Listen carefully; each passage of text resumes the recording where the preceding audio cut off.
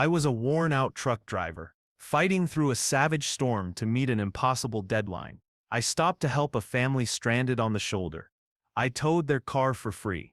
That act got me written up and docked pay by my boss. 2 weeks later, I was summoned to head office, convinced I was about to be fired. When I walked in, the same man I'd helped in the storm was sitting there. He had just bought the entire company. Before we head out, I'd love to know, what city are you watching from today? And don't forget to subscribe for our daily stories. Alright, let's get into that storm. Rain hammered the windshield in sheets, a solid gray wall that my wipers could barely clear. It was 2 a.m. on a lonely stretch of highway in rural Pennsylvania. I was racing the clock. My boss, a man named Davis, whose temperament matched a patch of black ice, had been blunt when I left the depot. "This delivery is time-sensitive, Finn," he'd barked over the phone. "No excuses, no delays. I want that truck in the Chicago depot by 5, or don't bother coming in tomorrow." In long-haul trucking, a threat like that was not an empty one. I'd always been a reliable driver, one of the best to Davis, though I was a number, an asset, and if necessary, a disposable one. I pushed my rig hard on the slick road, eyes stinging from staring at the hypnotic sweep of the wipers. My head was full of gauges, delivery times, and the steady anxiety of bills waiting at home. I was in that exhausted tunnel vision when I saw the flicker of hazard lights a quarter-mile ahead on the shoulder. As I closed in, the shape resolved into a dark SUV, hood up, dead in the downpour. A man stood beside it, soaked, frantically trying to flag me down. My first impulse, the one drilled in by years of Davis's pressure, was to keep going. "Not your problem," a voice like Davis whispered. "Stop and you're late. You'll be fired." Company policy was strict. No unscheduled stops. Liability, waste of time. I was already swinging to the left lane to pass when my headlights cut across the SUV's back seat. There she was, a woman pressed to the glass, and beside her a small child in a car seat, maybe 5 or 6. A family stranded in the worst storm of the year. With a tired groan at my conscience, I hit the air brakes. The pneumatic scream sliced through the storm and I rolled to a stop about 100 feet in front of them. I pulled on my rain gear and waded into the deluge. The man, probably in his 50s, ran to me shouting over the wind, "Our engine died, no power, no signal on my phone."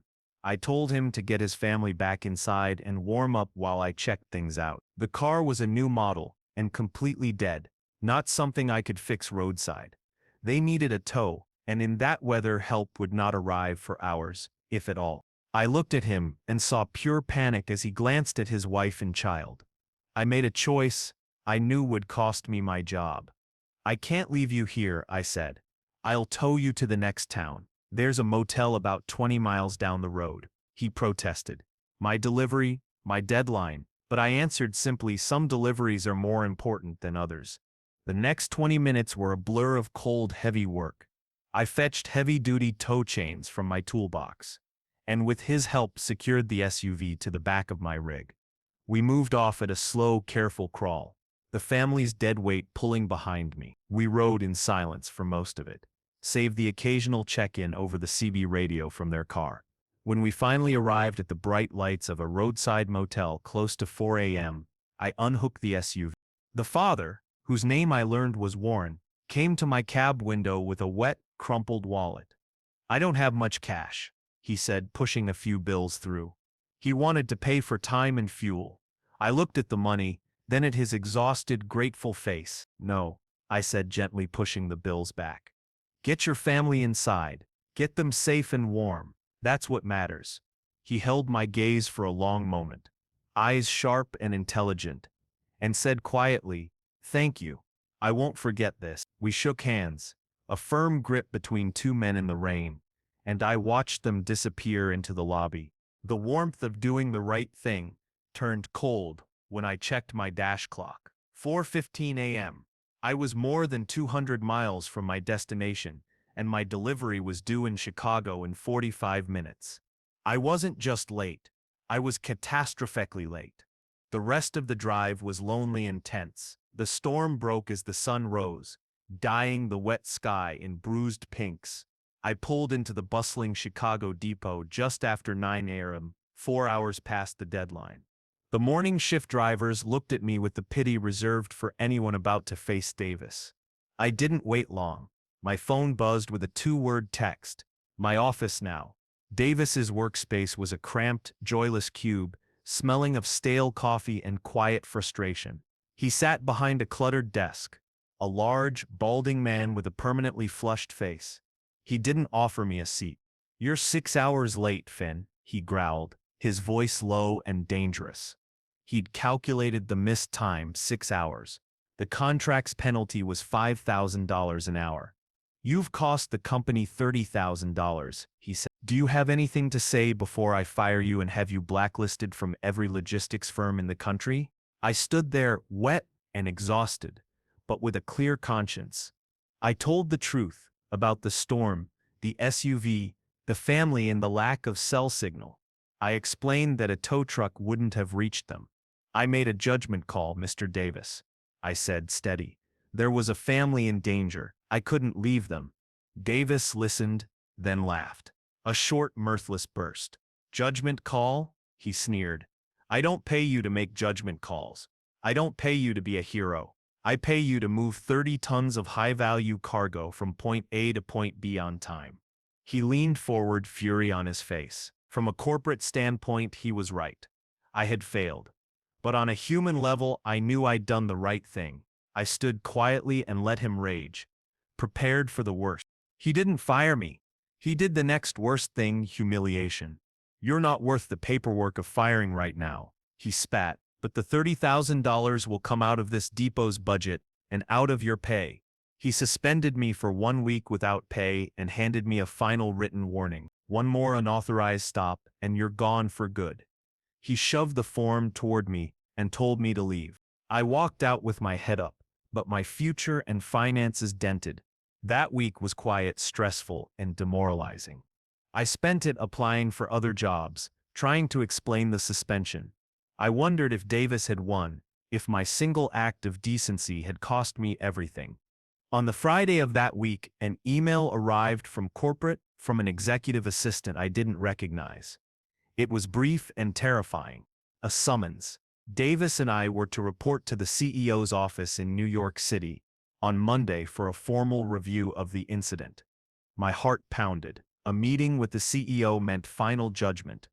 Davis had escalated the matter. I had 2 days to prepare for what felt like the end of my career. The bus ride to New York was long and defeating. I stared at the passing landscape, replaying thousands of on-time deliveries and years of honest work that now seemed poised to be erased by one choice. I arrived at Freightline Logistics' corporate headquarters, an hour early, a gleaming 50-story tower on Park Avenue, a different world from the diesel and grit of the depots. In the marble-floored executive lobby, Davis waited in his best ill-fitting suit, looking smug and nervous, convinced he would be rewarded. "Looks like your hero act finally caught up to you," he said, with false sympathy. He leaned in and hissed some advice. "Keep your mouth shut in there. Let me handle this. Maybe I can get you a severance and avoid blacklisting." It was a final, petty power play. I nodded, too tired to argue. A professional assistant opened the big doors to the CEO's office. We walked in. The room was vast, with a Central Park view likely worth more than my lifetime of wages. Behind a desk the size of a small car sat the CEO, a silver-haired man in his late 60s, in a leather armchair to the side. Another man sat. My heart stopped. It was the man from the storm. He no longer looked desperate and soaked. He wore an impeccably cut suit. His face was calm, composed, and those same sharp, intelligent eyes held a quiet, knowing amusement. Davis, who'd never met him before, shot an irritated glance, clearly put off by the stranger's presence. The CEO stood. "Gentlemen," he said, measured and serious, "thank you for coming. We're here to review the incident involving the late Apex Electronics shipment to Chicago." Davis straightened, ready to recite his rehearsed case against me. But before the review began, CEO added an introduction. He gestured to the man in the armchair. "Gentlemen, meet Mr. Michael Warren."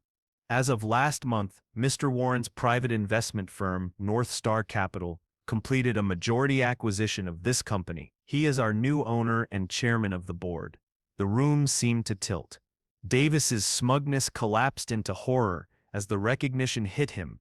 The man he'd mocked and punished me for rescuing was now the company's owner. I watched Davis's expression change from triumph to abject panic as he realized who he'd been making an example of. Mr. Warren, my passenger from that rainy night, spoke for the first time. His voice was the same calm, grateful, and deeply sincere tone I remembered from the storm. He glanced past the CEO and the pale, trembling ruin of my old boss, Mr. Davis, and his steady, amused eyes landed on me. "Finn," he said, a small, almost invisible smile forming. "I believe we've met. We have some business to discuss." Then the smile faded. His expression hardened to one of cold, absolute authority as he turned toward Mr. Davis.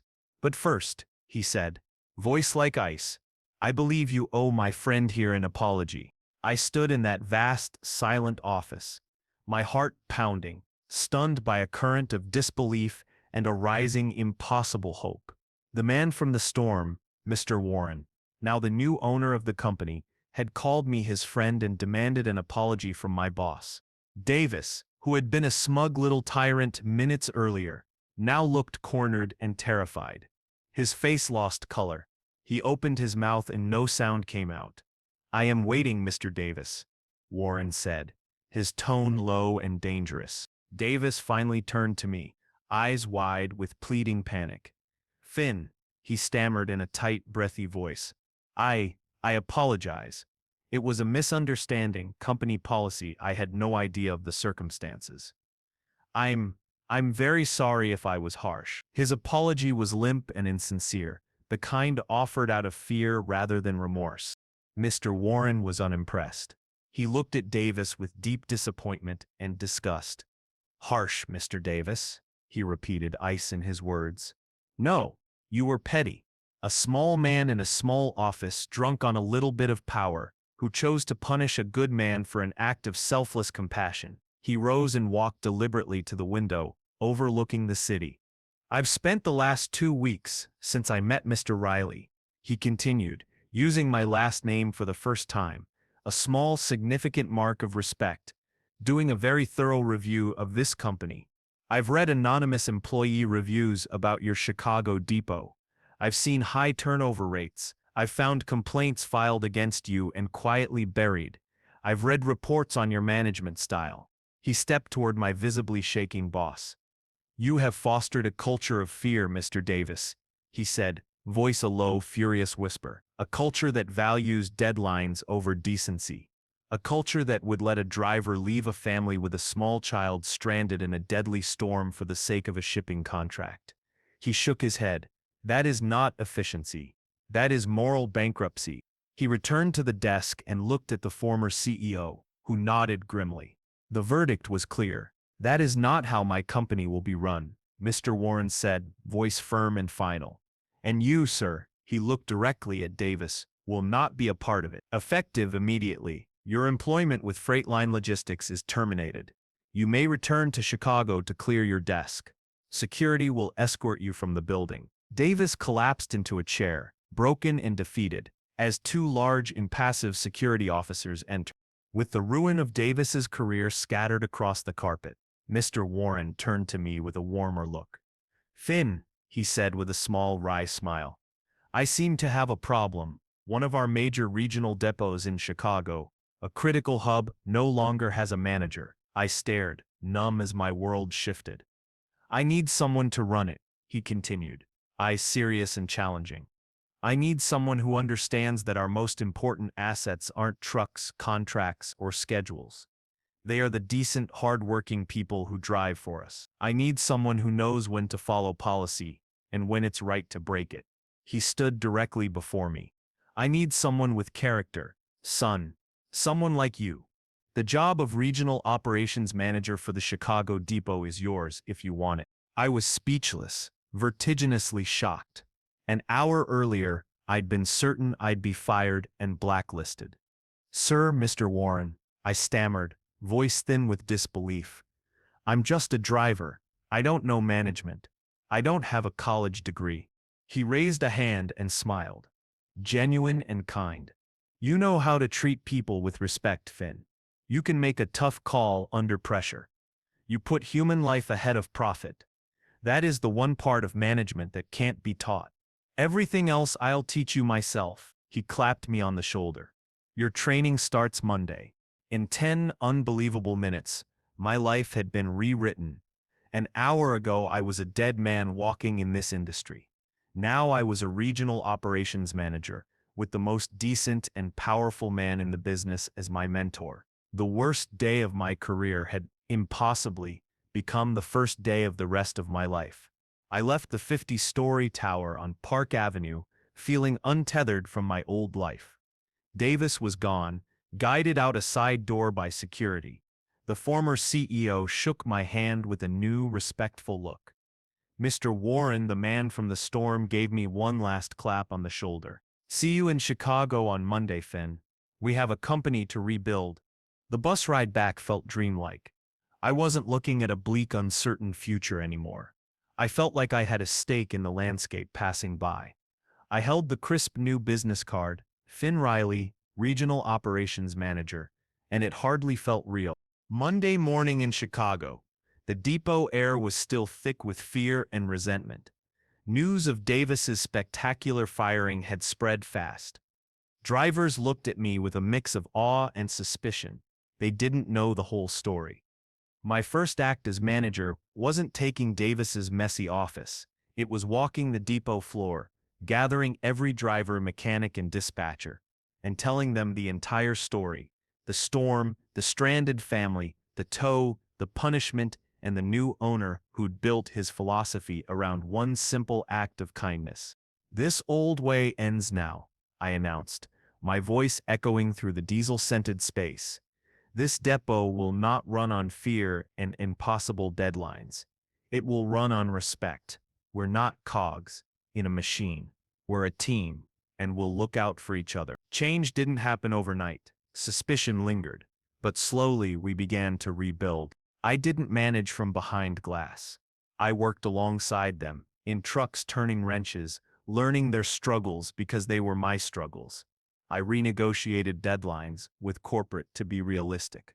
I set a new bonus system focused on safety and maintenance, not just speed. I introduced a company-wide policy, approved with an enthusiastic call from Mr. Warren, called the Good Samaritan Rule. Any driver late due to a verified act of helping someone in distress would not be punished and would receive a bonus on the next paycheck. It was a quiet revolution. Our depot, once the worst for turnover, became the place everyone wanted to transfer to. Our safety record rose to the top nationwide, and profits, ironically, climbed too. Mr. Warren visited monthly for regional meetings and always stayed an extra day.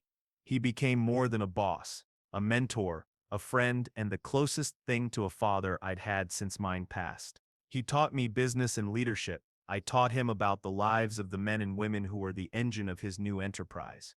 A year later, I sit in a bright, clean office, overlooking the yard. It's not a place of fear, it's a place of pride. My wife and daughter have a secure home and a hopeful future. On my desk sits a framed photograph. The dark SUV parked safely in front of the motel, with a massive 18-wheeler beside it, lights glowing in the rain. Miss Warren had obtained the motel security footage and sent it with a small brass plaque. Character is who you are when you think no one is watching. Thank you for being a man of character, Finn. I had been a tired truck driver who chose on a stormy night to place a stranger's family ahead of his own career. I didn't know I was saving them, and in doing so, saving myself. Instead of one more delivery, I was given a new and more important task, delivering hope, respect, and basic human kindness across the company I'd been honored to help rebuild. A powerful reminder that a single act of kindness can spark real change. What do you think of the Good Samaritan rule Finn put in place? Share your thoughts in the comments. If this story moved you, hit like and subscribe for more uplifting stories about karma and justice. Don't forget the notification bell so you never miss an upload. Thanks for watching. See you in the next one.